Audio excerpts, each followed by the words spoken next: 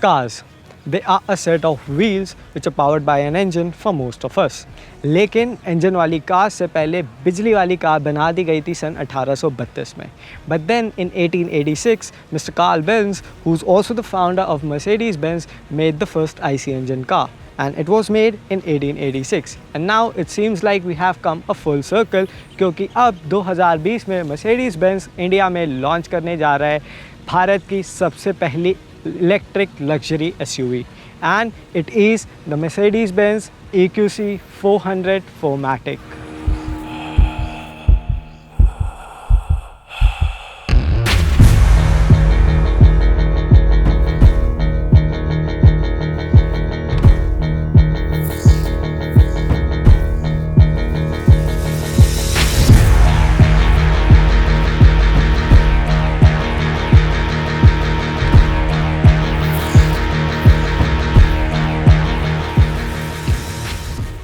And I'm Mohit Bhardwaj. You guys are watching Indian Autos blog, and today we are gonna check out what does it feels like. But before I start, मैं आप सभी लोगों से request करूँगा कि अगर आपने हमारा चैनल अभी तक सब्सक्राइब नहीं किया है तो प्लीज़ सब्सक्राइब बटन दबा दीजिए. साथ ही साथ जो उसके बाजू में बेल आइकन दिया हुआ है आप उसे भी दबा दीजिए ताकि आपको ऐसे इंटरेस्टिंग वीडियो के नोटिफिकेशन सबसे पहले मिल सकें.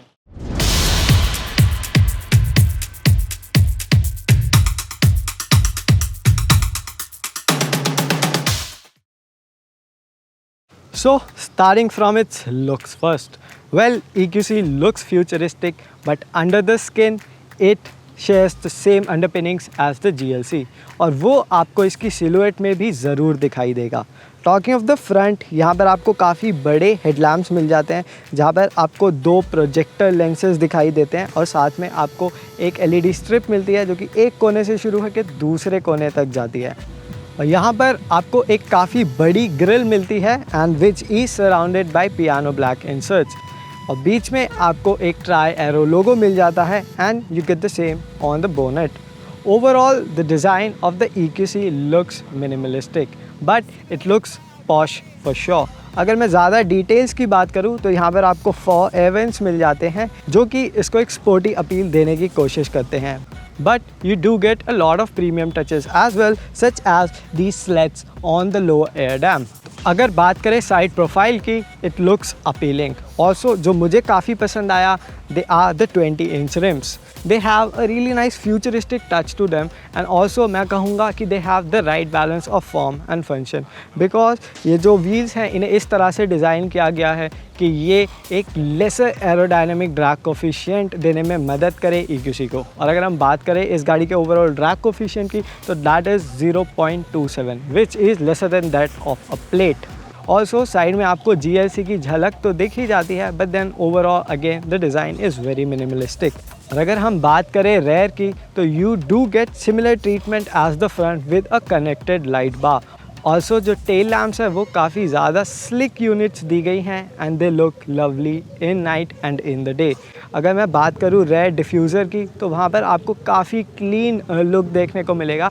Although there are chrome embellishments जो एग्जॉस्ट टिप्स को रेप्लिकेट करते हैं and they might fool some but not me.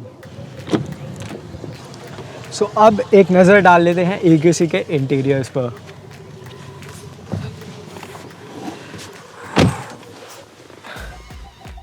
And as you can see, the doors close with a prominent third. और अगर हम बात करें सीट्स की तो आप देख पाएंगे कि द सीट और जो स्टीयरिंग व्हील है वो ऑटोमेटिकली आपके पुराने सीटिंग पोजीशन के अनुसार एडजस्ट हो जाते हैं. और यहाँ पर आपको जो डोर पैड्स मिलते हैं वो काफ़ी थिक मिलते हैं and you get a lot of materials on that which include premium plastics, leather, metal. तो अगर एक नज़र डालें ओवरऑल डैशबोर्ड डिज़ाइन पर तो it sports a minimalistic design. यहाँ पर आपको एक सिंगल फ्रेम मिलता है for 2 LCD screen which are 10.25 inches in size and ये MBUX infotainment system को house करती है and the other one you get for your instrument cluster and both of them are configurable to a lot of extent. और अगर AC vents की बात करें तो आपको काफ़ी sleek AC vents मिलते हैं जहाँ पर आपको एक copper finish देखने को मिलती है which is very unique and and I've never seen such a treatment to AC vents in any car. यहाँ पर आपको LED illumination भी मिल जाती है for your mood lighting, जिसके लिए आपको एक LED पाइपिंग का इस्तेमाल किया गया है और वो काफ़ी उम्दा लगती है रात के टाइम में. दिन में भी आपको काफ़ी अच्छी लगेगी, but then it is night time जहाँ पर वो अपना एक परफेक्शन शो करेगी. अगर हम बात करें सेंटर कंसोल की, सो you get a lot of buttons over here. यहाँ पर आपको नर्ल फिनिश मिलती है बटन्स के लिए फॉर द क्लाइमेट कंट्रोल्स, और जो उसके नीचे मीडिया कंट्रोल्स के बटन्स हैं और फॉर द इंफोटेनमेंट डिस्प्ले वो पियानो ब्लैक फिनिश के साथ मिलते हैं, जो कि मुझे थोड़े से ख़राब लगे because they have a lot of glare when you driving the car on a sunny day. और अगर कभी होल्स की बात करी जाए तो यहाँ पर आपको भरपूर मात्रा में जगह मिल जाती है टू कीप योर निकनैक्स. आपको फ्रंट 2 पॉकेट्स में आप ऑलमोस्ट 2 बॉटल रख सकते हैं. ऑल्सो सेंटर कंसोल में आपको यहाँ 2 कप होल्डर्स मिल जाते हैं. Also you get a charging pad for your phone. उसी के साथ आपको यहाँ पर USB Type-C स्लॉट भी मिल जाता है. अगर हम बात करें आर्मरेस्ट की तो यहाँ पर एक डिसेंटली साइज्ड कभी होल दिया गया है. इसके अंदर आप काफ़ी सारा सामान रख सकते हैं और इसके अंदर आपको 2 USB पोर्ट्स भी मिल जाते हैं, जिससे आप अपने फ़ोन, कैमरास या बाकी कुछ इलेक्ट्रॉनिक्स चार्ज कर सकते हैं. और अगर हम नज़र डालें सनरूफ पर, so you get a smaller sunroof over here instead of a panoramic one, but then it is large in size और आपको कभी ऐसा नहीं लगेगा कि you should have got a bigger one, क्योंकि हमारे इंडियन ड्राइविंग कंडीशन में सनरूफ की आपको ज़्यादा आवश्यकता नहीं पड़ेगी. और सीट्स के कंट्रोल्स की बात करें तो they are electronically adjustable and so is the case with the steering, and they come wrapped in leather. At places you get to see Alcantara and at places you get to see Napa leather. और steering wheel पर आपको काफ़ी सारे button मिल जाते हैं to control both the screens, जो आपकी इंस्ट्रूमेंट कंसोल की स्क्रीन है, जो आपकी MBUX इंफोटेनमेंट डिस्प्ले की स्क्रीन है, उन दोनों के लिए. And the only gripe that I had with the interior over here is that there are a lot of buttons. और आपको थोड़ा टाइम देना पड़ेगा ताकि आप समझ सके कि कौन सा बटन किस फंक्शन के काम आता है. That is one thing that I think Mercedes could have done in a better way or via a touchscreen display. और अगर नज़र डालें स्पेस पर, so the EQC is Fairlie spacious. आपको जो फ्रंट सीट्स है काफ़ी अच्छी बोल्स्टरिंग ऑफर करती हैं, and you get a loads of leg room and head room, and the case is the very similar with the rare seat. हालांकि हम चल के देखते हैं तो आपको एक अच्छा अंदाज़ा लग पाएगा. Well, I'm not the best person to judge a car's rear seat space because I am 5 feet 6 inches tall, and which is a little lesser than what an average Indian adult measures. But then for me, यहाँ पर जो leg room है वो काफ़ी है, I can stretch my legs, और जो head room है वो भी काफ़ी अच्छा है. और बात करें shoulder room की तो I think 4 people would sit in utmost comfort in this cabin. 5वें व्यक्ति के लिए आपको स्पेस थोड़ा कम लगेगा क्योंकि यहाँ पर एक काफ़ी प्रोमिनेंट सेंटर टनल है जो इंट्रूड करता है काफ़ी अच्छे से. तो I don't think the passenger sitting in the centre position of the second row would be comfortable और would find adequate space to keep his legs. तो इसलिए आप यहाँ पर जो सेंटर आर्मरेस्ट दिया गया है उसे पुल डाउन कर सकते हैं. इसके अंदर 2 कप होल्डर्स भी मिल सकते हैं, and you can any which way sip your drink without having a 5th occupant in the car. तो अगर क्रीचर कंफर्ट की बात करें तो इस गाड़ी को ड्यूअल जोन क्लाइमेट कंट्रोल मिलता है. तो आगे के पैसेंजर्स अपने लिए अलग टेम्परेचर सेट कर सकते हैं और पीछे के पैसेंजर्स अपने लिए अलग टेम्परेचर सेट कर सकते हैं. और अगर हम बात कर रहे हैं इन फीचर्स की तो let's just also have a look what this car offers. So it comes with zillions of sensors and actuators to keep the occupants safe. तो इसमें आपको कैमरा बेस्ड रेडार सिस्टम मिलता है जो आपको एक्टिव कोलिजन अलर्ट्स देता है. It comes with lane keeping assist, adaptive cruise controls and a lot more of that. और अगर बात करें एंटरटेनमेंट की तो यहाँ पर आपको एक Burmeister का साउंड सिस्टम मिल जाता है, and which actually is really wonderful. And with this we should now be moving over to the performance part, क्योंकि जो ये गाड़ी है इसकी जो परफॉर्मेंस है I would say it is ballistic.